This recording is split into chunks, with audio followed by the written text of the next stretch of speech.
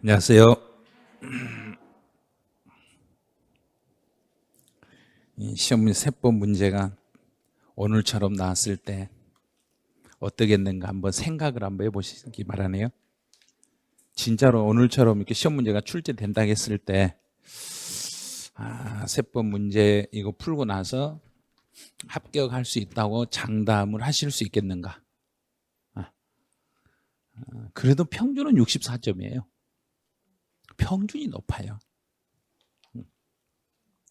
근데 평균이 이 정도면 합격은 할 수 있다는 이야기예요. 합격은 할 수 있는데, 그런데 이 문제 중에 이제 어떤 문제를 내가 못 풀었는지, 또 알고 있는 문제인데 이걸 놓쳤는지, 충분히 풀 수 있는데 내가 놓쳤던 부분이 어떤 게 있는지 그걸 봐야 돼요. 그래서 이렇게 문제를 내도 60점은 나온다는 걸 꼭 기억하셔야 돼요. 그러니까 포기만 안 하시면 돼요. 계산 문제 다 틀려도 60점은 나와요. 근데 계산 문제를 다 틀리고 이론도 틀려버리면 60점이 안 나오는 거예요. 그러니까 계산 문제 아무리 많이 나와도 계산 싹 틀려버려도 그래도 60점은 나올 수 있어요. 근데 그렇게 문제를 푸는 연습을 하셔야 돼요. 자, 1번부터 한번 가보죠. 1번에서 1세대 1주택, 고가주택 제외네요. 비과세 규제에 관한 설명을 옳지 않는 것. 단, 거주자가 국내 주택을 양도한 것으로 가정하고 풀어라 그랬네요. 그리고 1세대 1주택 비과세 규정을 적용하는 경우 부부 그랬네요. 그리고 양도소득세에서 비과세를 받을 때 나와 배우자는 어떻게 본다겠던가요? 이렇게 보는 거 하나로 보는 거야? 하나. 부부는 하나. 자, 합쳐서 부부는 둘이 합쳐서 한 사람 취급하면 돼요. 그래서 부부가 각각 세대를 달리 구성했다. 그럼 나와 배우자가 따로따로 세대를 구성하면 각각의 세대로 봐라, 하나의 세대로 봐라. 하나. 그럼 하나의 세대. 동일한 세대로 보겠습니다. 이거 틀릴 이유가 없죠. 자, 그럼 이제 여기를 각각의 세대가 아니라 부부가 별거하고 있으면 그때는 세대를 어떻게 봐라? 하나. 그래도 하나. 만약에 부부가 법률상 이혼도장 찍어놓고 살고 있어도 하나. 그래도 하나다. 그래서 이 지문 가지고 다 이제 풀어냈어. 자, 두 번째. 나 버리고 외국 갔어. 나를 버리고 나하고 내 애인이 나를 버리고 외국에 살라고 나갔네. 그러면 에라이 외국 가서 잘 먹고 잘 살아라. 그렇죠. 그럼 이제 2년 됐죠요. 이것만 보면 돼. 해외 이주 그러면 2년 안에만 팔아야 비과세 혜택을 받습니다. 그럼 충분히 이건 풀 수 있는 지문이요. 자, 세 번째. 혼인. 이것도 이제 법이 바뀌었죠. 결혼. 그럼 결혼하기 전에 나도 집이 있고 내 배우자 될 사람도 집이 있어. 둘이 따로따로 집이 있는 상태에서는 둘이 혼인신고한 날로부터 몇 년 안에 팔면 특혜를 받고 10년. 그럼 10년. 이것만 보면 되는 거예요. 다른 집은 아무것도 필요 없어요. 그다음 4번. 자, 다가구네요. 이 조심하셔야 돼요. 양도소득세에서 다가구는 원칙은 하나로 봐라, 여러 개로 봐라. 그래요. 양도는 여러 개로 봐요. 원래는 한 집이지만 양도소득세에서 다가구는 여러 개로 보는 거예요. 원칙이 여러 개로 보는 거예요. 여러 개로 보는데 단서가 있어. 하나의 매매 단위로 양도를 하면 다가구를 통으로 묶어서 하나의 거래 단위로 묶어서 양도하면 그때는 여러 집으로 봐라, 한 집으로 봐라. 그때만 한 집으로 보는 거예요. 그럼 각각 하나가 아니라 전체를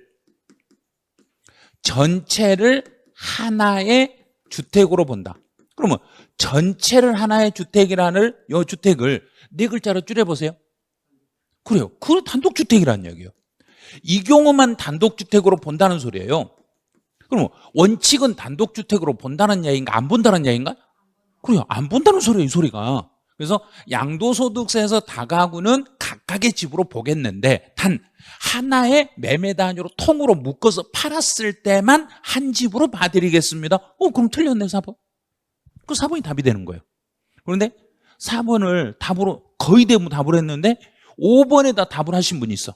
자, 이제 5번은 이거예요. 자, 5번은 뭘 생각하냐면 보유기간 불문이에요. 보유기간 불문하고, 그럼 보유기간 불문이라는 이야기는 1세대 1주택 몇 년 이상을 보유하면 비과세를 받는데 2년. 2년 이상을 보유해야 돼. 원칙은 2년 이상을 보유해야 비과세 받는데 요거 묻지도 말고 보유기간 2년 묻지도 말고 비과세를 받는다는 것은 이제 거주기간, 보유기간으로 따지겠다는 이야기인가, 보유기간 묻지 말고 다른 조건을 따지겠다는 이야기인가? 다른 조건을 따지는 거예요. 그럼 이제 어떤 집인가 봐. 임대주택이네. 그러면 남의 집을 임차해가지고 내가 중간에 그 집을 사서 나중에 팔더라도 그 집에 들어가서 몇 년만 살았더라며. 다 알고 있네. 5년 이상만 거주했더라며. 거주기간이 5년만 넘으면 굳이 2년 보유할 필요 있다 없다? 없다. 끝. 자, 그러면 1번은 안 틀려도 되는 문제를 틀리신 거예요. 1번을 틀려버리면 60점 맞기가 힘들어요. 그러니까 60점을 맞으려면 딱 맞춰야 될 문제는 확실히 딱 맞춰주셔야 돼. 그래야만이 정확히 60점이 나와요. 세법 공시에서 고득점이 안 나와요. 거의 세법에서 점수 진짜 많이 맞으신 분들이 76점, 75점, 82점 사이에서 나와요. 더 이상은 안 나와요. 그러니까 그게 왜 그러냐면 등기법이 어렵고 세법이 어렵기 때문에 그래요. 등기법하고 세법이 어려우니까 공시세법에서는 기본 점수 60점, 50점 이 사이에서 왔다 갔다 해요. 그러니까 60점을 넘겨놔야 안정권이에요. 그래서 그러려면 이런 문제는 풀어내. 이거 맞춰주셔야 돼요. 이 문제는. 자, 저 두 번째 문제 2번. 2번은 이제 합격을 위해서는 필수로 맞춰야 될 문제. 여기는. 자, 1세대 1 특례에서 귀농주택이네. 자, 귀농주택은 지금 시골에서 살다가 도시로 왔는가요? 도시에서 살다 시골로 갔는가요? 귀농. 도시에서 살다가 시골로. 그럼 이 사람 농사 지어본 사람이 인제 지을 사람인가?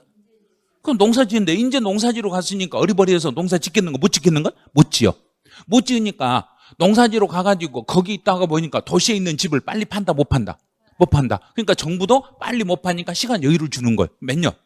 그래서 5년 주는 거예요. 그래서 이 경우는 5년 안에만 팔면 도시에 있는 일반 집을 5년 안에만 팔면 비과세 혜택을 주겠다는 소리예요. 자, 두 번째. 수도권 밖에 소지하는 주택과 그럼 부득이하게 제가 부득이하게 수도권 밖으로 내려갔어. 부득이한 사유로. 그럼 부득이한 사유라는 게 직장이란 이야기인가 사업체란 이야기인가?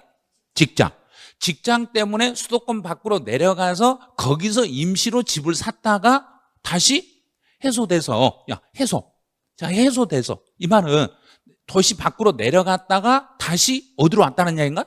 도시로 다시 들어왔다는 이야기예요. 그럼 다시 들어왔으면 그럼 수도권에 있는 집이 옛날 집인가요? 도시 밖에 있는 집이 옛날 집인가요? 수도권에 있는 게 옛날 집이죠. 밖으로 내려가서 지금 산 집이니까 이거. 그러면 지금 새 집을 사면 옛날 집을 몇 년 안에 팔면 특혜를 받는다. 3년. 이거 3년. 3년 안에만 팔면 되겠습니다. 그러니까 수도권 밖으로 내려갔다가 다시 수도권으로 돌아오더라도 그래도 지금 산 집을 팔라는 이야기인가? 옛날 집을 팔라는 이야기인가? 옛날 집을.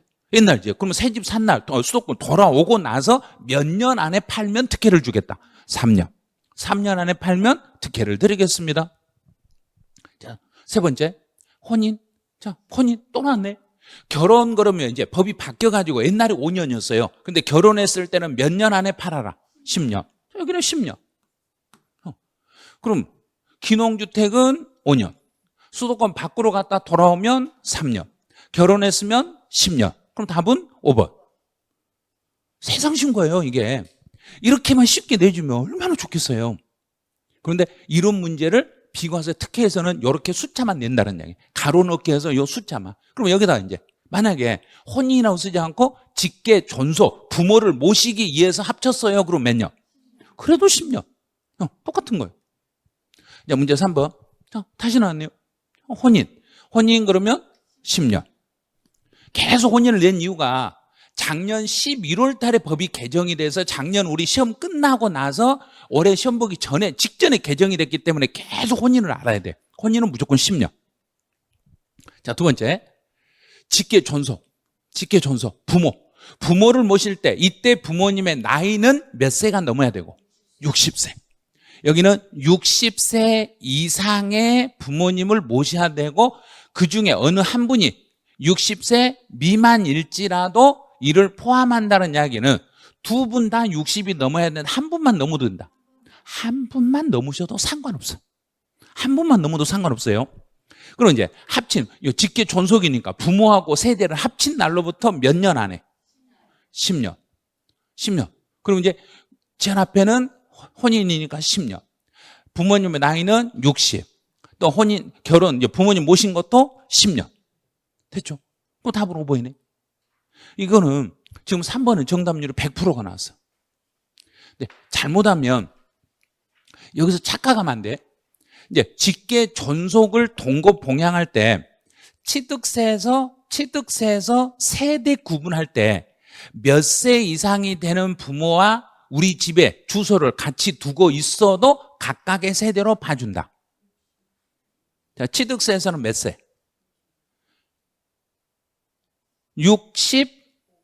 65세.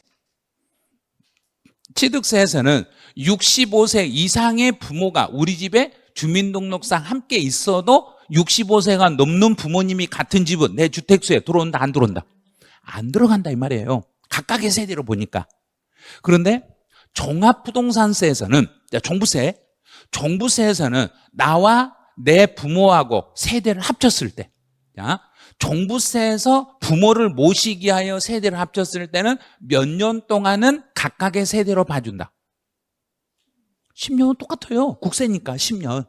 10년 동안은 각각의 세대로 봐주는데 그때 부모님의 나이는 65세다, 60세다. 발음 정확히 60. 왜? 국세니까. 양도소득세와 종합부동산세는 60. 취득세에서는 65세. 취득세에서는 65세가 넘는 부모님과 같이 동일한 주소지에 등재가 되어 있어도 동일 세대로 봐라, 각각의 세대로 봐라. 취득세에서는 각각의 65세가 넘어버리면 우리 집에 주소 있어도 각각의 세대로 봐라. 부모님의 가지고 있는 주택수는 내 주택수 계산할 때 영향을 미친다, 안 미친다? 안 미친다 이 말이에요. 그럼 이제 종합부동산세에서는 부모님을 모셨더라도 모신 날로부터 몇 년 동안은 따로따로 세대로 봐준다. 10년. 그때 부모님의 나이는 60세. 양도소득세에서 나와 부모님이 이제 주소를 합쳐가지고 1세대 2주택이 되더라도 합친 날로부터 몇 년 안에 팔면 특혜를 받는다. 10년.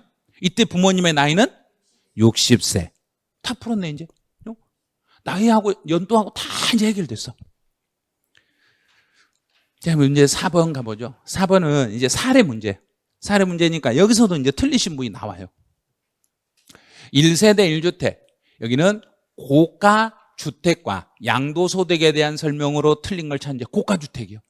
고가주택이면 거주자가 2024년에 취득했네. 이제 계속 거주한 법령에 따른 고가주택을 2025년 5월에 양도했어. 근데 장기보유 특별공제 대상이 되지 않습니다 그랬어요. 그러면 장기보유 특별공제 전제 조건 3가지를 얼른 생각해야 돼.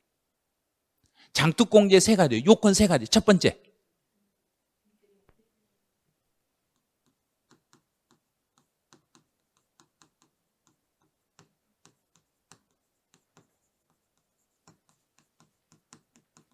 이 3가지. 토지, 건물, 조합원, 입주권만 돼. 그러면 여기서는 취득 계속 거주한 법령에 따른 고가 주택을 그랬으니까, 자, 주택을 그랬으니까 주택은 이 속에 들어간가 봐. 토지, 건물, 조합원, 입주권 속에 주택은 들어있는가 안 들어있는가? 어디 들어있는가? 건물 안에 들어있잖아요. 없다고 생각하면 큰일 나요. 그 다음에 플러스 토지, 건물, 조합원, 입주권 플러스 몇 년 이상을 보유해야 되고 3년. 3년 이상을 보유해야 돼. 자, 3년 이상. 자, 보유기간 따져보죠. 여기서 보유기간은 일반적으로 여기서 보유기간은 언제부터 언제까지 보유하면 되는 거고, 취득일로부터, 자, 취득일로부터 양도일까지 3년 넘었다 안 넘었다? 안 넘었네. 보유기간이 여기에 충족이 안 됐으니까 대상이 되지 않습니다 이런 거예요. 그 다음 플러스 만약에 이 조건이 맞았다. 그리고 토지 건물 조합원 입주권 플러스 3년 이상 보유요건이 맞았다. 그럼 그 다음에 세 번째 조건은 뭐가 또 충족이 돼야 되고? 등기. 등기. 자, 그런데 여기서는 등기가 된 하고 여기 있네. 자, 이 모든 조건이 충족이 됐어. 자, 이 모든 조건이 충족이 되고 여기에 플러스 뭔가 하나 더 붙어. 자, 이 조건이 모두 충족이 되고 마지막에 이 모든 게 충족이 되고 끝에 붙어 있는 게 어떤 조건이 또 붙어야 된다. 하나 더 있어. 작년에 이게 시험에 났어. 작년에 시험이 여기가 출제됐어. 자, 뭔 조건이 붙어야 된다? 그렇죠. 국내 소재. 자, 그런데 여기 써졌네요. 국내 소재. 이걸 이 지문에 1번 지문에다 써주지 않고 위에다 써놔버렸네. 국내 소재. 자, 해결 다 됐어. 우리나라에 있는 주택이고 3년 이상 보유. 근데 3년 이상 보유 여기서 탈락이 돼버린 거예요. 등기는 되어 있었네. 그럼 여기 조건만 맞았더라면 만약에 여기가 2021년에 취득했다면 장투공제 가능하다 불가능하다? 그렇죠. 가능한 거예요. 그때는 가능한 거예요. 그래서 이 조건들 장기보유 특별공제 대상이다 아니다가 나오면 요건을 빨리 생각하고 그 요건 중에 하나라도 적용해. 모두 그 세 가지를 모두 충족하면서 우리나라에 있는 주택에 대한. 작년 어떻게 됐냐면 장기보유 특별공제는 국외소재 재산, 국외소재 자산에 대해서는 장투공제를 받을 수 없지만 국외소재 자산일지라도 양도소득 기본공제는 받을 수 있어요. 이렇게 문제를 냈어요. 기본공제는 받는가 못 받는가? 받아요. 장투공제만 외국건 안 돼요. 외국 걸 팔아도 기본공제 250은 받을 수 있어요. 자, 그럼 이제 1번 해석. 자, 2번. 양도소득세에서 고가주택이란, 그러면 양도소득세에서 고가주택이란 했을 때 가장 중요한 단어는 뭘 찾으라 하겠던가? 두 글자. 실지. 틀렸네요. 기준시가가 되는 게 아니라 실거래가. 실지 거래 가액으로 판단하는 거고 12억 초과는 누구나 알아. 12억을 초과하는 주택이 고가주택이 아는데 앞에가 실거래가냐 기준시가냐 이걸 판단하셔야 돼요. 그러면 양도소득세에서는 이미 그 집을 팔아먹었으니까 실거래가, 양도소득세는 실거래가. 근데 주택임대소득은 아직 팔지 않았으니까 기준시가. 여기서요, 양도소득세에서는 기준시가가 아니라 실거래가. 주택임대소득에서 고가주택, 그러면 그때는 기준시가로 12억을 초과하는 주택을 말합니다. 이거 틀린 거 2번 틀렸네요. 자, 3번. 고가주택에 해당하는 자산의 장기보유 특별공제액은, 그러면 고가주택에서의 장기보유 특별공제는 전체를 장투공제 주는 가지고 과세되는 만큼만 장투공제 주겠는가? 그렇죠. 과세되는 만큼만. 그럼 이제 전체 총 장기보유 특별공제액 이 전체에서 곱하기 고가주택분 비율만큼만 계산하시면 돼. 그럼 고가주택 비율이 전체 양도 가액분에 양도 가액에서 얼마를 빼버리면 되고 12억을 뺀 요 비율만큼만 하면 요게 고가주택분 장기보유 특별공제가 이렇게 계산되는 거예요. 이런 식으로 장기보유 특별공제 곱하기 고가주택 비율만큼을 곱하기 하면 고가주택에 대한 장기보유 특별공제, 요 식이 그 말이에요.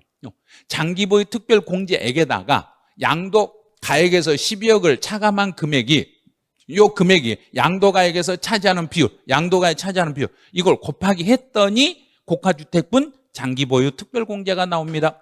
그럼 밑에 것은 양도차익이네. 고가주택분 양도차익은 여기다 장투공제 대신 양도차익이라고만 쓰면 돼. 양도차익에다가 고가주택 비율을 곱하기 하면 고가주택분 양도차익이 나오겠습니다. 이렇게 하면 돼. 그럼 여기다 양도차익을 써보죠. 총 양도차익이 나오면 이 총 양도차익에다가 양도가액에서 이 양도 가액에서 12억을 뺀 나머지 요 비율 이만큼이 고가 주택 분 양도 차익입니다. 이렇게 이런 식으로. 이 식은 한 번 시험에 나와버리면 더 이상은 출제 안 해요. 이건 한 번 시험에 내버리면 이제 출제 안 하고 그 다음부터는 요 식을 가지고 계산식으로 바꿔서 내. 요 지문을 이제는 이론이 아니라 계산식으로 바꿔가지고 저 지문을 출제하게 돼 있어요. 자, 5번. 다가구 주택을 하나의 매매 단위로 양도하면 이걸 한 집으로 보는가 여러 집으로 보는가? 한 집. 자, 한 집. 전체를 하나의 주택으로 봐. 이렇게 말했죠. 그럼 고가주택 여부를 따질 때는 전체 금액으로 12억이다. 나눠서 12억이다. 그리고 전체가 한 집이니까 전체를 한 집이니까 이 전체의 총 금액이 12억을 초과하는 주택을 이 주택을 고가주택이라고 하겠습니다. 이렇게 판단하는 거예요.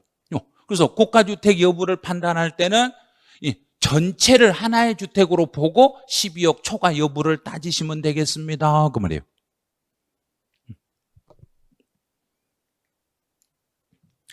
이제 5번 문제로 가보죠. 잘 푸신 분들은 진짜 잘 풀으셨어요. 정답률이 33% 나온다는 것은 풀 수 있는 분이 있다는 이야기예요. 여기서 이제 문제 보실 때 이 말만 딱 알면 돼.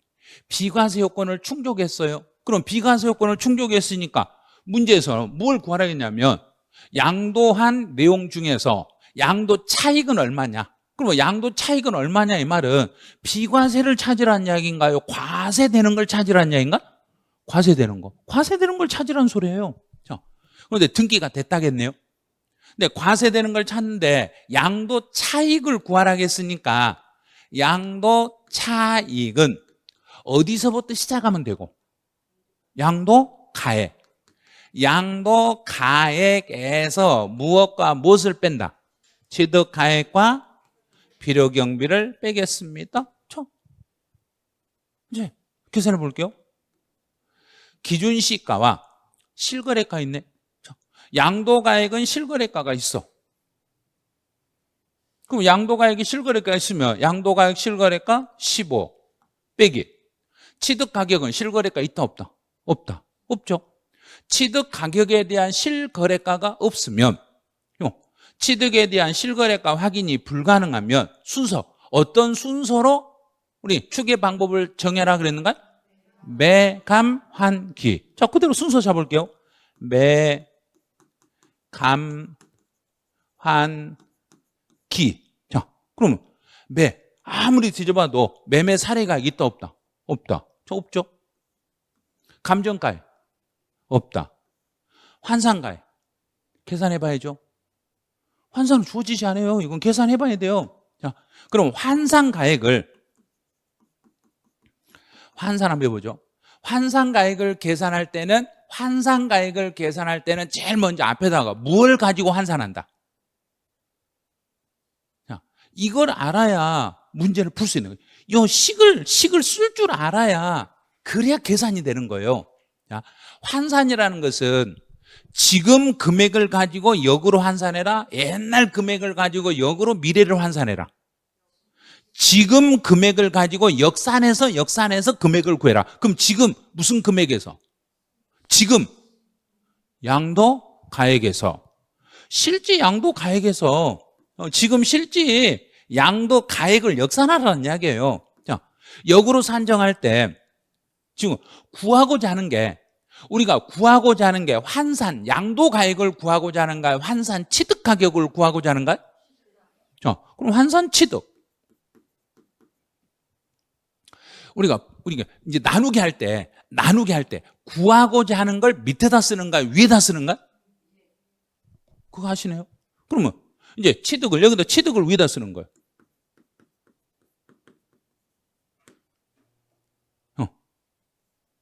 그러면 취득 가격을 위에다 쓰는데 실거래가 있는 거 없는가요?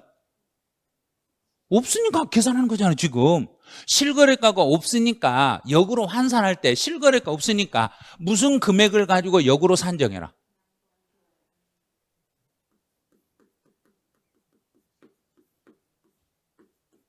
기준시가 비율로 역산하면 되는 거예요. 양도가액도 기준시가, 취득가액도 기준시가. 그러면 실제 양도가액은 주어졌죠? 얼마라고 주어졌는가? 15 주어졌잖아요. 주어지고. 그럼 양도 당시 기준시가는 얼마라고 주어졌는가? 5억. 취득 당시 기준시가는 3억 5천. 그럼 환산 취득 가격은 얼마다? 계산기 눌러야 돼요. 계산기 안 누르면 암산이 불가능해요. 이거는 10억 5천. 자, 계산해 봤어요. 이제 10억 5천 나왔어요. 10억 5천 나왔어요. 그럼 취득 가격이 10억 5천이에요. 근데 이 취득 가격은 이제 여기서는 환산했네. 자, 그 다음 단계가 있어. 취득 가격을 환산 가액을 적용했을 때는 필요 경비는 정부 기준 경비를 쓴다, 실지 경비를 쓴다. 이 말 뜻을 또 알으셔야 돼. 그러니까 이 문제가 나오면 여기서 환산 방법을 일단 구할 수가 없으면 무조건 포기하고 찍어야 돼. 무조건 빨리 찍으시는 게 좋아. 그런데 환산 가액까지 구해놓고 거기까지 구해놓고 필요 경비에 대한 개념을 모르면 괜히 풀고 다른 문제 두 문제를 틀리게 돼. 그 필요 경비로 환산 취득 가격을 환산 취득 가격으로 하면 필요 경비를 어떻게 하는지 그 과정을 모르겠다. 그럼 계산 손대면 안 돼. 이건 절대 손대면 안 돼요. 자, 환산 가액을 적용할 때 이제 이 환산 가액에다가 필요 경비 계산 공제를 더한 금액이 자본적 지출과 양도 직접 비용 두 개를 더해서 둘 중에 큰 걸로 가. 그럼 이제 자본적 지출 및 양도 비용을 다 합쳐봐도 얼마인가요? 1,700. 자, 여기가 금액이 15억 5천. 환산가액이 15억 5천? 너무 많이 나왔는데요? 그럼 다시 한번 계산해 봐야 되겠네요. 15억에서 15 곱하기 3억 5천 나누기 5억. 15억 5천 맞네요. 너무 금액이 센데요. 자, 이 환산 취득가액이 10억 5천. 이 금액만 봐도 자본적 지출과 양도 비용보다 더 큰가요? 적은가요? 크죠. 이게 더 커버리죠. 이게 더 크니까 필요 경비는 여기서 필요 경비는 실지 필요 경비를 적용해라, 계산 공제를 적용해라. 계산 공제. 필요 경비 계산 공제로 가는 거예요. 그럼 이제 필요 경비 계산 공제는 다시 이제 등기가 됐는가를 봐도 등기됐네. 등기되고 물건은 주택이네. 그리고 토지와 건물이고 등기가 되어 있는 상태에서 필요 경비 계산 공제는 취득 당시 기준시가에 몇 프로를 적용해라? 3%. 봐요. 이 문제를 풀려면 세 가지 고비를 넘으셔야 돼. 그러니까 세 고비를 넘겨야 되는데 그게 자신이 없으면 절대로 중간에 달라드시면 안 돼요. 그래서 무조건 이거 모르겠다 생각하고 그냥 아무거나 답 보고 내 마음에 든 답을 찍어버리셔야 돼요. 그럼 필요경비 계산공제는 취득 당시 기준시가는 3억 5천 곱하기 등기됐으니까 3%. 그럼 이제 이 금액만 구해보죠. 3억 5천에 3% 하니까 3억 5천에 3% 하면 3억 5천 곱하기 3% 하면 1,050. 이제 이거 다 빼면 돼요. 이걸 뺐더니 이제 양도 차익이 나와. 이제 세 고비를 넘어갔죠. 세 고비를 넘어갔어. 그러면 15억에서 15억 5천을 빼고 1,050을 빼니까 이제 총 양도 차익이 얼마가 나왔는가? 봐요. 여기까지 또 구해보면 여기까지 구하면 15억에서 15억 5천을 빼고 다시 1,050을 빼고 4억? 여기 있어요. 4억 3,950. 답이 5번이네 하고 동그라미를 딱 쳤어. 이렇게 고생해서 풀고 답이 5번이네 동그라미 딱 쳤어. 근데 집에 와서 봤더니 틀려버렸네. 죽어라고 고생해가지고 다른 문제 5개, 10개를 포기하고 이 문제를 풀었는데 맞춘 줄 알았더니 틀려버렸네. 그러면 이론에서 60점이 안 나와요. 절대 나올 수가 없어요. 그럼 왜 안 되냐면 비과세 요건을 충족한 고가주택이니까 곱하기 이제 고가주택으로 안분 계산을 다시 하셔야 돼. 실거래가가 15억이니까 15분의 15억 빼기 12억을 해가지고 이렇게 계산해서 이제 구해야 돼요. 그러면 이 4억 3,950 곱하기 3 나누기 15 계산해봐요. 계산하니까 얼마가 이제 계산되는가요? 8,790 8,790 이게 답이란 이야기예요. 3번이요. 근데 이걸 맞추신 분이 지금 33%가 맞추셨어. 와, 대단하시죠? 예, 이분들은 책에 있는 걸 풀어봤기 때문에 답을 애워서 푼 거예요. 이걸 맞출 확률은 거의 5% 미만이에요. 시험장에 가서는요, 이걸 1분 안에, 2분 안에 절대 못 풀고 아무리 빠른 속도로 풀어도 4분에서 5분 걸려요. 숙달 되신 분이. 숙달 안 되신 분은 이거 하나 풀면 답안지 제출하세요 그래. 그러니까 차라리 여기서는 단계가 먼저 환산 취득가액 구해야죠. 그 다음에 취득가액과 필요경비를 두 개를 구분해 봐가지고 환산 취득가액 플러스 필요경비 계산 공제를 구하고 그 금액과 자본적 지출과 양도비용을 더해서 둘 중에 큰 걸 잡아야죠. 그 다음에 또 고가주택이니까 고가주택 안분 계산해야죠. 진짜로 많은 걸 생각을 해야 돼요. 그런데 이 문제를 우리 시험에서 총 4번을 출제했더란 이야기예요. 요 유형의 문제를. 그래서 이제 하나 이제 풀어봤어요. 이제 한번 다시 봐보죠. 6번 문제로. 양도 차익을 구해봐라 그랬어요. 이제 여기서는 특수 관계인이 아닌 자에게 15억 원의 양도했습니다. 취득했는데 6억 6천에 취득했습니다. 자본적 지출로 4천만 원, 중개보수로 500만 원을 지출했어요. 근데 증빙서류가 확인됐네. 1세대 1주택 비과세 요건을 충족했어요. 이거 너무 쉽죠? 다 알려줬으니까. 그러면 먼저 양도 차익을 구해라 그러면 양도 가액에서 취득 가액을 빼고 필요 경비를 빼면 돼. 그리고 양도 가액은 15억 빼기 취득 가격은 6억 6천, 필요 경비는 4,500. 그럼 총 양도 차익을 계산해 보니까 7억 9,500. 7억 9,500 나왔네. 근데 공교롭게도 이게 답이 없네. 7억 9,500이 밑에가 써져 있으면 나도 모르게 그걸 답으로 찍어버린다는 이야기. 괜히 풀어놓고 손해보는 수가 있어.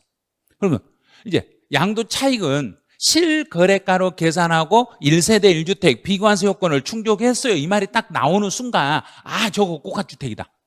고가주택이다. 그러면 여기 이 금액 곱하기 전체 양도가액이 15억이니까 15분의 15억에서 12억을 뺀 이 비율을 곱하면 돼.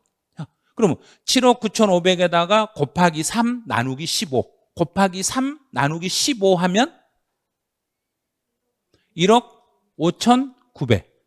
실제로 계산하셔야 돼요. 암기해서 지금 문제 기출문제 풀어보고 암기해서 이거 답을 지금 몇 프로가 맞추셨냐면 78%가 맞추셨어. 근데 이 78%는 시험장에 가서 숫자만 바꿔놓으면 틀리실 분 무지 많을 거예요. 숫자만 바꿔버리면. 답을 외워서 풀어서는 안 돼요, 저거.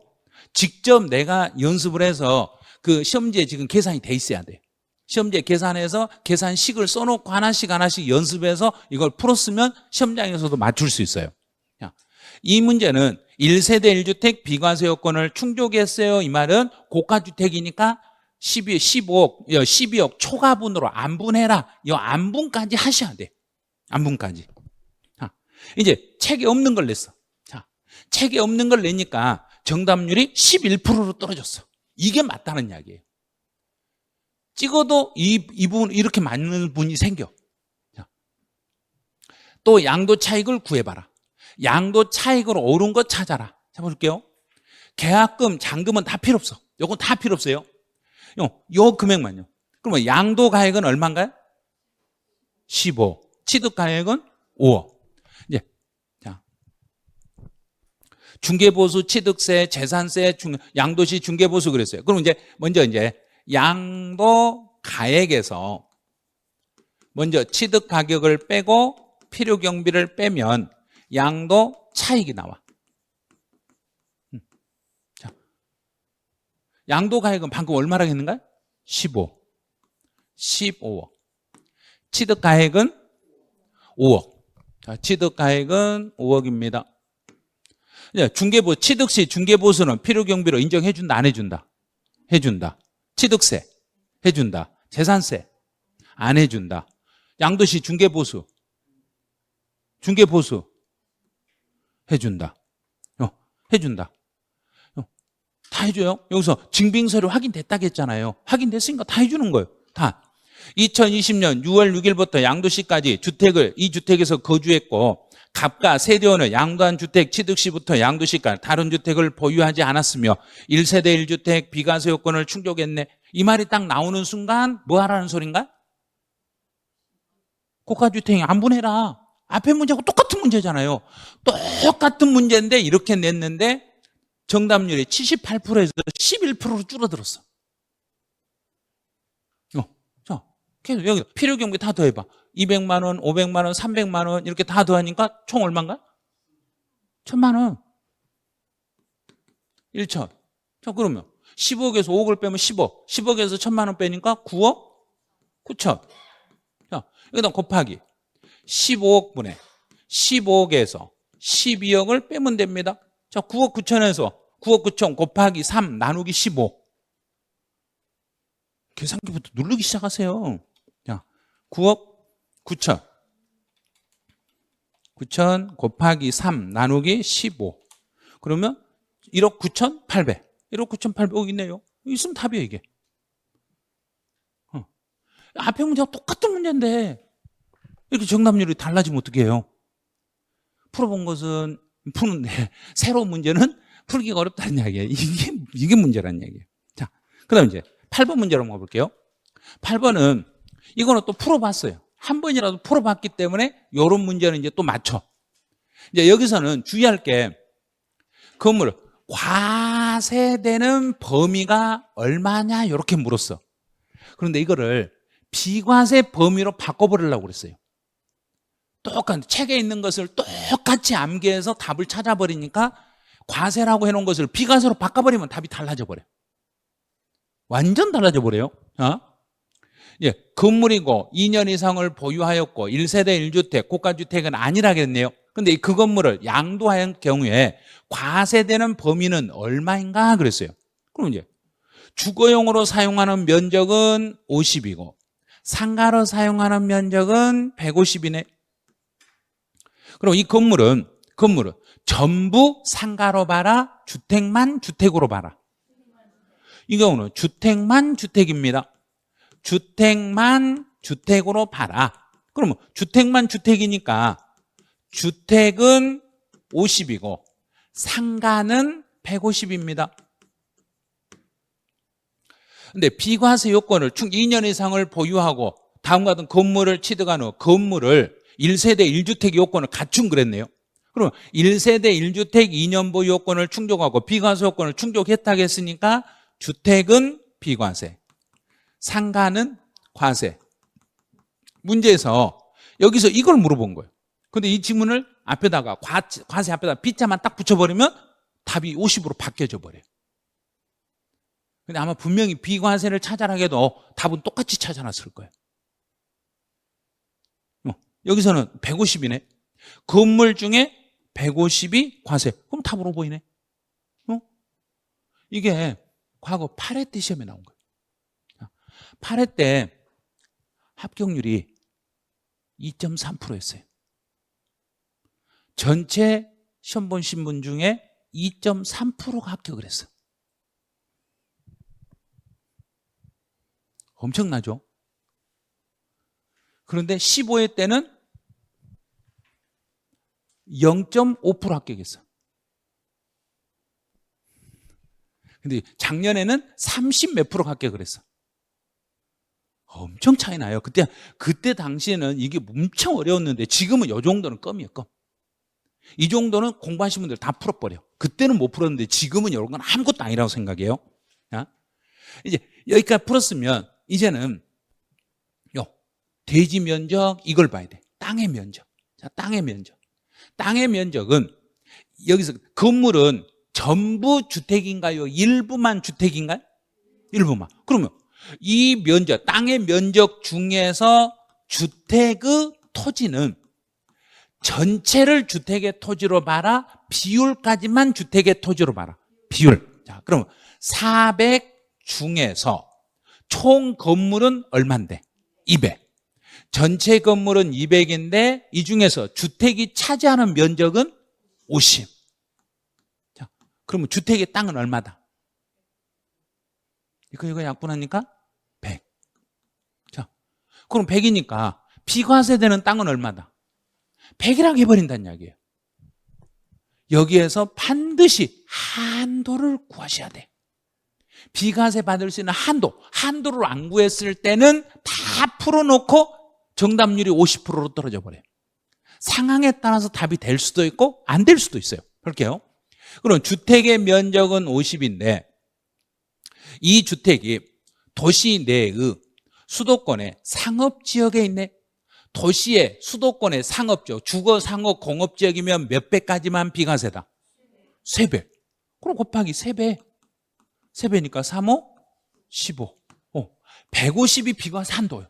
그런데 100밖에 안 되니까 이게 비과세가 되는 거예요. 그래서 답을 맞췄던 거예요. 이 한도를 안 구해도 답을 맞췄던 이유가 만약에 여기가 200이 나왔다. 그러면 또 틀려버린다는 이야기예요. 한도가 150인데 이 주택의 땅 200이면 얼마까지만 비과세라는 얘기인가? 150. 그런데 여기는 땅의 주택의 땅이 100밖에 안 되니까 한도가 150이니까 한도보다 작아서 100이 비과세. 그럼 100이 비과세니까 400 중에서 과세되는 건 얼마라고 해라? 300. 과세되는 건 300입니다. 이렇게 가는 거예요. 그럼 비과세를 물어보면 비과세되는 땅의 면적은 얼마예요? 그러면 100. 이렇게 답을 찾으셔야 돼. 그래서 언제나 문제에서는 비과세를 물어보고 과세만 물어볼 수는 없어요. 어떤 사람은 과세를 물어볼 수도 있고 어떤 분은 비과세를 물어볼 수 있으니까 둘 다 이렇게 정확하게 준비를 하셔야 돼요. 그럼 이제 다시 이제 9번 문제로 가보죠. 9번 문제도 또 여기서도 도시의 수도권 내에 수도권 토지 중에 주거지역에 존재합니다. 그러면 3배까지만 비과세입니다. 이제 먼저 이걸 딱 정해놓고 문제를 푸셔야 돼요. 3배까지만 비과세입니다. 그 다음에 또 봐야 될 게 과세되는 이제 여기를 또 봐야 돼요. 과세되는 토지의 면적과 건물 면적을 찾아라. 그럼 여기도 상가가 더 크네. 건물 중에 상가가 크니까 똑같네요. 주택만 주택입니다. 주택만 주택이니까 다시 주택의 면적은 80, 상가의 면적은 120. 그럼 주택은 비과세 요건을 충족했다 했으니까 상가는 과세. 그 문제에서는 비과세를 찾아라, 과세를 찾아라. 과세를 찾아라 그랬으니까 건물은 120이 과세. 이제 땅 800은 전부 주택의 땅이다. 비율까지만 주택의 땅이다. 비율. 자, 비율. 그럼 비율이니까 주택의 토지를 찾아. 주택의 토지는 800 중에서 총 건물 면적 200. 그 중에 주택이 차지하는 면적은 80. 자, 그럼 계산해 보니까 얼마? 320. 320이 딱 나왔어. 그럼 320이 전부 비과세 되는 게 아니라 한도를 구하셔야 돼. 한도는 주택의 면적 80에다가 3배까지만. 자, 그러면 38, 14, 240이 이제는 또 달라져 버렸죠. 한도가 240이 한도니까 주택의 땅이 320일지라도 비과세 받을 수 있는 면적은 얼마까지만 비과세다? 그렇죠. 240까지. 그러면 800에서 240만 비과세니까 나머지 얼마는 과세? 560이 과세입니다. 그래서 정답은 3번이 되는 거예요. 이렇게 달라지는 거예요. 이제 계산 문제까지 이제 다 풀어봤어요. 그럼 이제 10번 문제로 가보죠. 양도소득세 과세 표준 계산에 대한 설명으로 옳은 거 찾아봐라 그랬어요. 올바른 거. 부동산을 취득할 수 있는 권리에서 발생한 양도 차손은, 자, 그럼 이 양도 차손은 양도소득 금액에서 통산할 수, 우리 양도 차손이 발생하면 양도 차익에서 통산하든가요? 소득 금액에서 통산하든가요? 자, 양도 차손이 발생하면 둘 중에 양도 차익하고 통산한다, 소득 금액하고 통산한다. 절대로 양도 차익에서 통산한다고 외우면 안 된다고 그랬죠. 양도 소득 금액에서 통산합니다. 그래서 양도 소득 금액에서 통산할 때 이 양도 소득 금액은 같은 종류에서 통산해라, 다른 종류에서도 통산할 수 있다. 세법에서 점수가 안 나오면 민법에서 점수가 아무리 넘쳐도 보태준다, 못 보태준다. 왜 못 보태준다? 종류가 달라. 1차, 2차 종류가 달라서 안 됩니다. 그러면 동일한 종류 내에서만, 동일한 종류 내에서만 공제할 수 있어. 그러면 부동산을 취득할 수 있는 권리와 토지는 같은 종류로 본다, 다른 종류로 본다.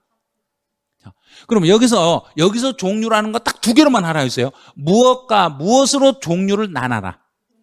부동산과 주식. 그러면 뭔만 아니면 부동산이다. 주식만. 자, 취득할 수 있는 권리와 토지는 주식이다, 주식 아니다. 아니죠. 주식이 아니니까 같은 종류다, 다른 종류다. 같은 종류. 같은 종류니까 통산할 수 있다가 되는 거예요. 자, 이게 요 지문이 작년에도 29회 때 나왔는데 작년에도 나왔어요. 이 지문이. 자, 두 번째. 양도 차익을 실거래가에 의하는 경우에 양도가액에서 공제할 취득가액은 감가상각비로서 그 과세가 아니라 사업소득 금액 계산에서 필요 경비에, 여기네요. 사업소득 금액을 계산하는 경우에 필요 경비로 산입했다. 그러면 이 감가상각비를 양도소득세에서 비용으로 떨어주려고 했더니 다른 소득 금액에서 이미 필요 경비로 산입해버렸네. 용돈을 주려고 했는데 아빠한테 용돈을 받아가 버렸네. 그럼 그 금액을 빼고 줘야 된가? 그 금액 포함해서 줘야 된가? 빼고. 저 그럼 여기서요. 다른 소득에서 이미 필요경비에 산입한 금액이 있을 때는 이를 공제하지 않는 금액으로 한다, 공제한 금액으로 한다. 공제한. 공제하지 않느냐라 공제한 금액을 취득가격을 하겠습니다. 그러면 이미 다른 데서 비용 처리한 금액이 있으면 그 금액을 취득가격으로 인정해 준다, 안 해준다? 안 해주겠습니다. 이렇게. 자, 3번. 양도소득에 대한 과세표준과 종합소득에 대한 과세표준이요. 양도소득과 종합소득은 하나로 묶어서 신고해라, 구분하여 신고해라? 구분하여. 오, 이건 맞았네. 답은 엄청 쉽네. 구분하여 계산하겠습니다. 이건 맞았네요. 자, 4번. 1세대 1주택 비과세 요건을 충족했네.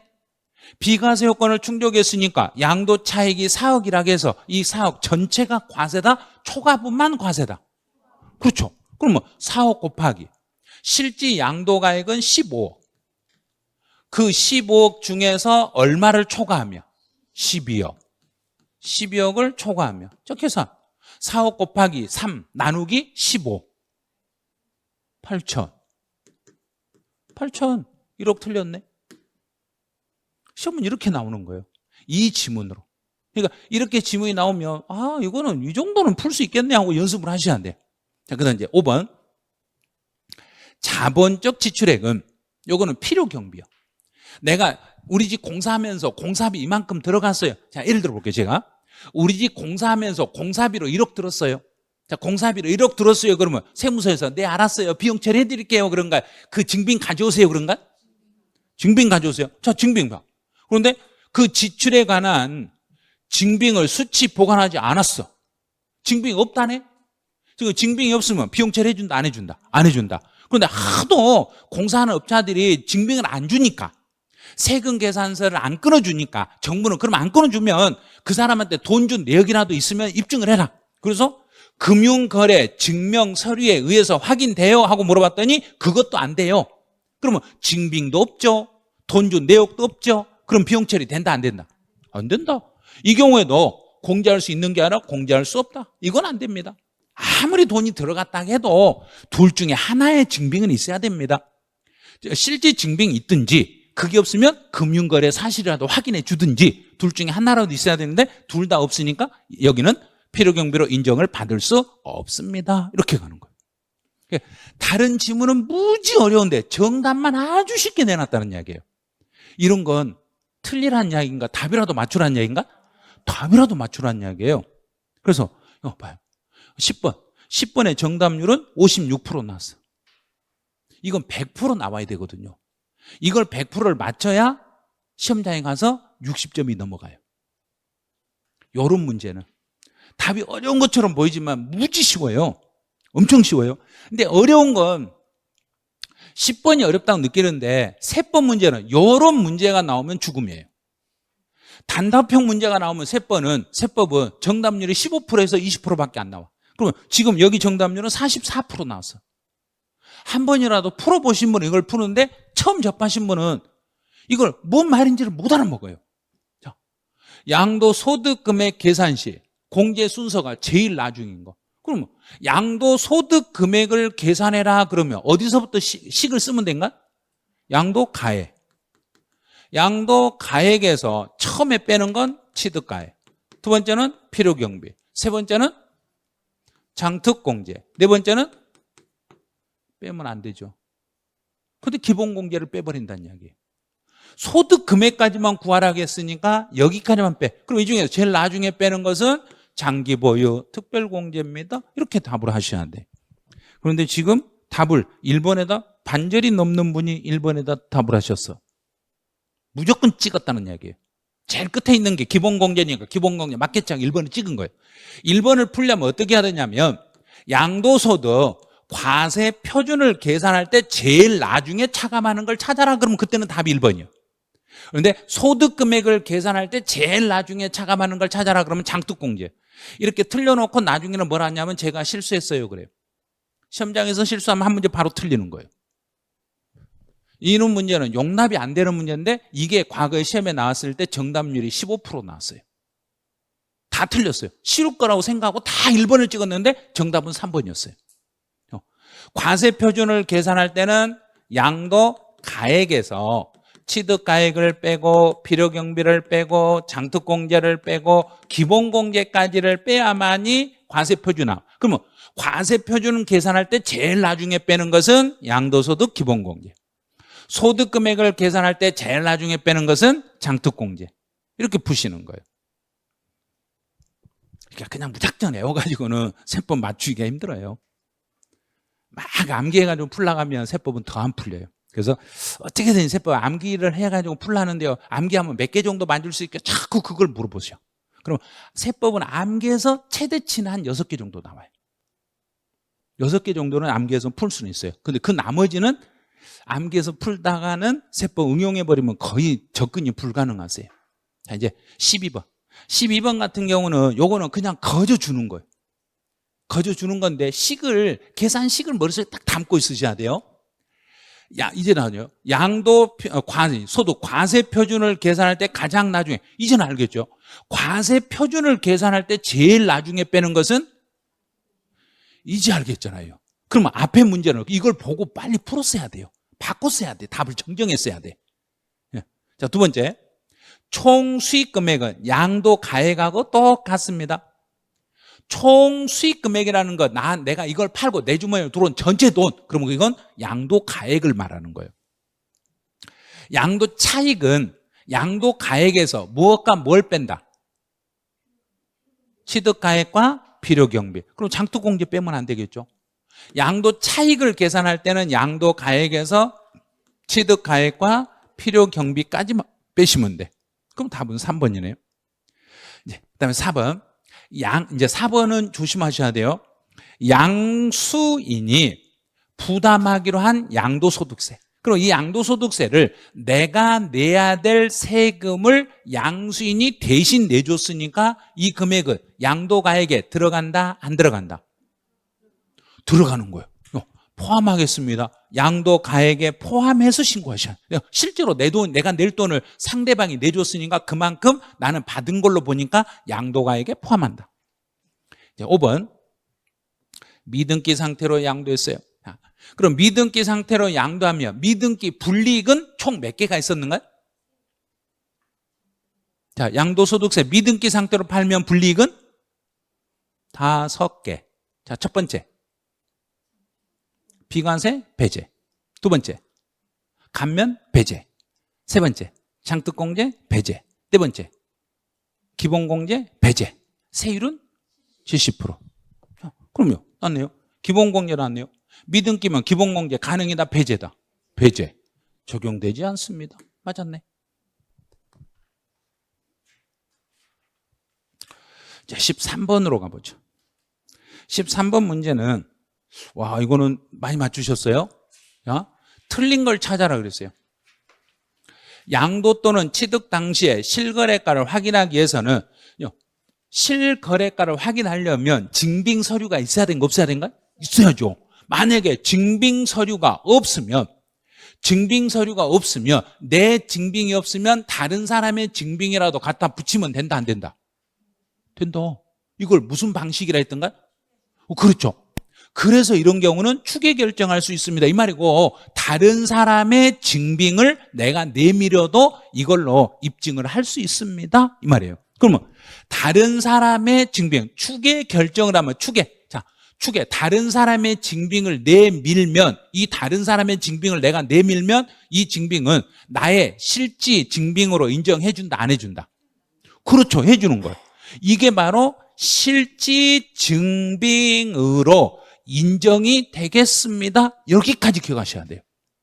그럼 이제 2번 취득 가액의 실거래가를 확인할 수 없네. 그러면 취득 가격의 실거래가 확인이 안 돼. 우리 순서 어떤 순서를 봐라. 매감 환기.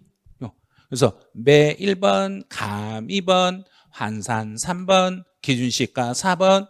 언제나 순서를 잘 생각하셔야 돼요. 자, 다시 양도 가액에 대한 실거래가 확인이 안 되면 추계할 때는 매감기. 그때는 매감기. 취득 가격의 실거래가 확인이 안 되면 매감환기. 자, 이 순서를 정확히 익혀주셔야 돼요. 이제 매매 사례 가액은, 그러면 매매 사례 가액은 취득일, 양도일 전후 몇 개월 이내 가격이다? 3개월. 여기는 전후 3개월입니다. 앞으로도 3개월, 뒤로도 3개월. 앞으로 6개월, 뒤로 3개월. 그거는 뭐에서 그렇게 쓰던가요? 취득세 시가 인정액. 시가 인정액은 앞으로 6개월, 뒤로 3개월. 양도소득세에서 매매 사례가액이나 감정가액은 앞으로도 뒤로 둘 다 3개월. 양도소득세는 앞뒤 전후 3개월. 감정가액. 감정가액도 전후 3개월. 자, 전후 3개월. 근데 감정은 전후 3개월인데 여기서 감정은 일반적으로 몇 군데에서 감정을 받아서 평균치를 잡아라. 2군데 이상. 단 금액이요. 10억 원이 안 되면 2군데다, 한 군데다. 10억도 안 되면 한 군데. 그냥 10억 이하니까 10에서 앞에. 자, 앞에 뭔 글자인가? 1. 하나니까 1이니까 하나의 감정평가법인만 받으셔도 돼. 그런데 2개부터는 한 개다 2개 이상 받아야 된다. 2개 이상 받아야 된다. 10억이 넘으면 2개 이상. 10억이 안 되면 한 군데만 평가를 받으셔도 됩니다. 이렇게 돼. 근데 환산은 양도에서 환산이다, 취득에서 환산이다.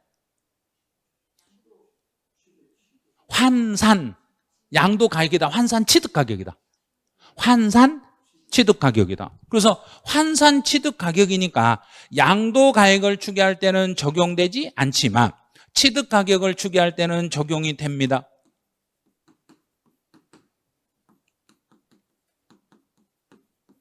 양도. 그러면 과거에 예를 들어서 자, 오늘 내가 이 건물을 10억 주고 샀어. 오늘 이 건물을 10억 주고 사면 이 건물 오늘 10억짜리가 5년 뒤에 얼마가 될지 환산할 수 있는 거 없는가요? 5년 뒤에 물가를 아는가 모르는가? 몰라. 그리고 양도는 환산은 된다 안 된다? 안 된다. 그러면 지금 내가 이걸 10억에 팔았어. 지금 10억에 팔았는데 5년 전에 얼마였는데 역으로 산정할 수 있다 없다? 있다. 그래서 환산은 양도가 된다, 취득이 된다. 취득. 그래서 역산만 되는 거야. 환산은 역산만 되는 거지 미래는 안 돼.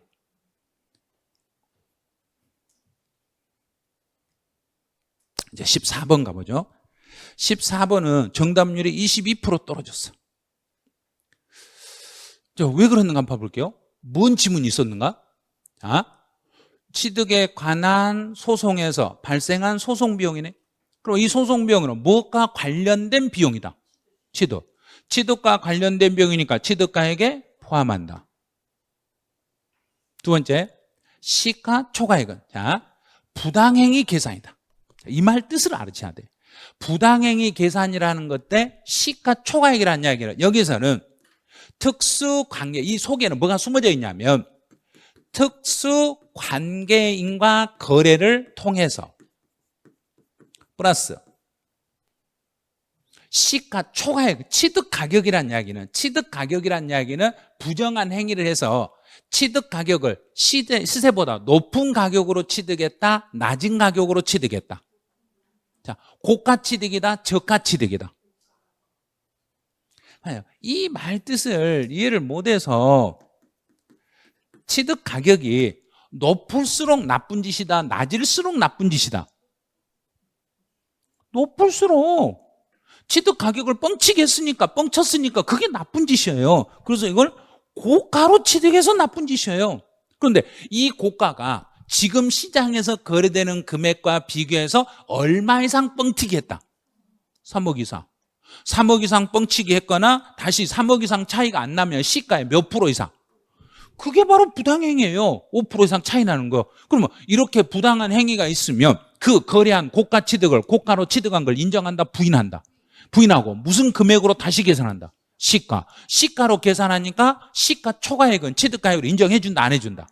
봐요. 이 말 뜻이 이해가 돼야만 시가 초과액은 취득가액에 포함하지 않는다가 해석이 되는 거예요. 근데 이게 생략이 돼 있으니까 이걸 못 풀어버린 거예요. 그래서 지문을, 세법은 지문이 짧을수록 이해가 되는가, 짧을수록 압축이 돼버렸는가? 압축이 되니까 세법은 못 푼 거예요. 그래서 지문 길다고 막 하시면 압축해서 내버리면 아예 풀리질 않아 버린 거예요. 그러니까 차라리 긴 걸 읽는 게 훨씬 편해요. 자, 3번. 취득 원가에 이자 상당액을 가산하여 거래가를 확정했어요. 그러면 이 거래가액 속에는 이자가 들어있다, 안 들어있다? 더해서 했으니까 들어있죠. 그러면 들어있으니까 이자 상당액도 취득가액에 포함한다, 포함하지 않는다? 포함한다. 들어있으니까 그 금액을, 이 거래가, 이 물건을 내가 취득하려면 이자도 줘야 된다, 안 줘야 된다? 줘야 된다. 자, 네 번째, 폐업 시 잔존 재화에 대해서 부가가치세는, 자, 내가 나한테 판 걸로 봐가지고 부가가치세는 사업자 자기가 낸 거예요. 자기가 실제로 샀는가, 안 사도 산 것처럼 봐서 냈는가? 산 것처럼 봐서 냈으니까 그 부가가치세는 취득가격에 포함해준다, 포함 안 해준다? 포함해준다. 취득가액으로 인정해드리겠습니다. 예, 사업소득금액 계산 시 필요경비로 산입이 됐네. 아무리 현재가 차린 차금일지라도 다른 소득에서 이미 비용 처리가 됐으니까 양도에서는 비용 처리가 된다, 안 된다? 안 된다. 그러면 취득가액에 포함한다, 포함하지 않는다? 포함하지 않는다. 세상 쉬운 문제인데 정답률 엄청 낮아. 이 정답률 낮을 이유가 없는 지문이에요. 엄청 쉬운 거였어요. 근데 어디서 이제 속았는가 한번 봐볼게요. 그래서 속은 것은 어디서 속았냐면은 정답을 지금 3번하고 4번에다 답을 많이 하셨어요. 이분요. 취득 원가에, 이 해석할 때 이렇게 하세요. 원가에다가 이자를 더해가지고 가격을 결정한 거예요. 그럼 이 물건을 내가 살려면, 이자까지 포함해서 줘야 된가, 안 줘야 된가? 당연히 줘야죠. 포함해서 줘야 되니까 이자도 취득가액에 들어간다, 안 들어간다? 들어간다. 이건 못 풀 이유가 없는 지문이에요. 그 다음에 또 하나 지문이 또 어디서 실수를 하셨냐면, 자, 이제 4번 지문이요. 그 다음에 2번 지문. 2번. 자, 2번. 이걸 해석을 못 했던 거예요. 지금 이게 생략이 돼 있는데 이 생략된 문구를 못 찾는 거예요. 이렇게 거래하면 이 고가 취득을 부인해버리고, 고가 취득을 부인하고 시가를 취득 가격으로 하겠습니다. 시가를 취득가격으로 계산하기 때문에 시가만큼을 취득가격으로 계산하니까 시가를 초과한 것은 취득가격으로 인정한다, 인정 안 한다? 안 한다. 이걸 이렇게 해석이 돼야만 이 지문이 풀리는 거예요. 이게 해석이 안 돼가지고 아마 이번에도 많이 찍으신 것 같아요. 정도 하시고 이제 15번 지문은, 자 15번까지 한번 가볼게요. 15번은 정답률이 78%가 나왔어요. 자, 이거는 이제 풀 수 있는 거예요. 자, 앞에서도 똑같아요. 부동산에 관한 권리의 양도 차손은, 양도 차손이 발생하면 양도 소득 금액에서 공제하는데, 이 소득 금액은 같은 종류여야 된다, 다른 종류여야 된다? 같은 종류. 그럼 부동산에 관한 권리와 토지는 같은 종류다, 다른 종류다? 그럼 공제할 수 있다. 똑같은 문제였네요. 자, 두 번째, 배우자로부터 증여받으면, 배우자로부터 증여받으면 이 증여 자체를 인정한다, 인정하지 않는다? 그냥 무조건 배우자나 직계 존비속이 나오면, 집에 계시는 배우자나 집에 계시는 자녀분이 있으면, 부모 자녀가 있으면 무조건 아무리 나빠도 인정하고 산다, 인정 안 하고 산다? 계속 말했잖아. 인정하고 사시라고. 아무리 열받아도 인정한다고. 자, 인정하겠습니다. 인정하니까, 증여받은 걸 인정하니까 증여받은 사람이 증여세를 낸다, 안 낸다? 낸다. 내고 나서 나중에 세금 계산할 때 그 증여세를 뭘로 잡아준다? 필요경비로 잡아준다. 필요경비에 산입하지 아니한다 그랬으니까 틀렸네요. 이 증여세는 필요경비에 산입한다, 이렇게. 증여를 인정해. 증여세 내니까 내가 냈던, 그 수증자가 냈던 증여세는 나중에 다시 경비 처리해 준다, 안 해준다? 해준다. 이렇게 푸시면 돼요. 이제 3번. 3번은 요즘은 사업소득금액 계산 시 필요경비로 산입했네.